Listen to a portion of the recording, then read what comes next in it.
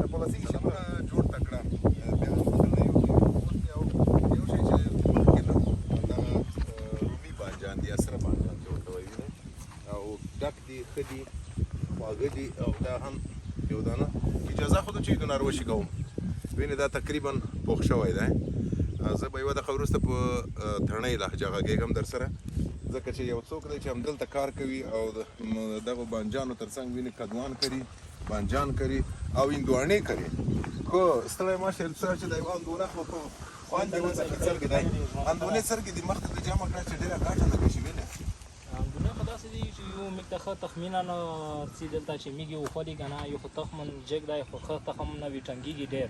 چوبېږي بل مرضونه ډېر لري دوایۍ رغې دوایۍ طبي دوایۍ نه پیدا کېږي بل په دا منطقان دی د ګلۍ ډېره کېږي د ګلۍ داسې یو هغه نشته چې میږي مثال د خبرې وایي ګلۍ واس خو واخلئ خدای تعالی چاته واس نه وي سره رسېږي که نه زیر هم نه وي سره رسېږي دا نه چې بنده په واس کې دی څه شی دی چې ته یې غواړې چې وشي بس میږ داسې غواړي چې میږ ته دا ښه به زور پیدا کړي ښه مارکېټ پیدا کړي که نه چې ریټینه ډېر لوېدلې دي تڼۍ وا ډېره خوږه خوره ده ډېره صحیح هندونه لري دا هندونه چې وڅکي یعنې په نړۍ کې بهترینه واله هندونه ده افغانستان په ټوله ولایتۍ کې هندونه شته مارکیټ دا دی چې پټینه در وشي کوله دلته ترکینوستی سړک په سر بس نه دغه د مارکیټ دی نزوی تلغونه نه پسې بازور ته یا خارج ته خو بیخي نه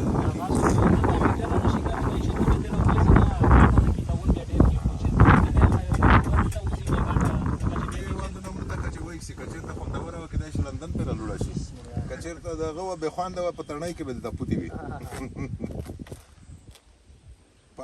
هر ورې چې متوي بسم الله ورته یایې که نه داسې که مو مېر یې غبه چې مړۍ پخولی و چې بسم الله الرحمن خو مګر صحیح پخه شوې لکه چې نه دو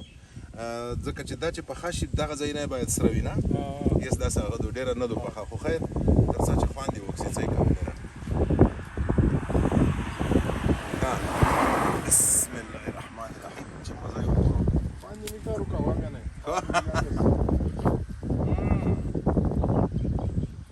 excellent ډېر خوند دی یاره خوندوره ده ګرمه ده دا کیسه ده ګرمه ده که نه ګرمي ده نو دا خلک هم دغه دي ټول به مزه وګوري او خوند به ترې واخلي نو په دې هیله چې د تڼیو هندوانې زیاتې شي برکتي شي بختورې شي او خوندورې شي روغ اوسئ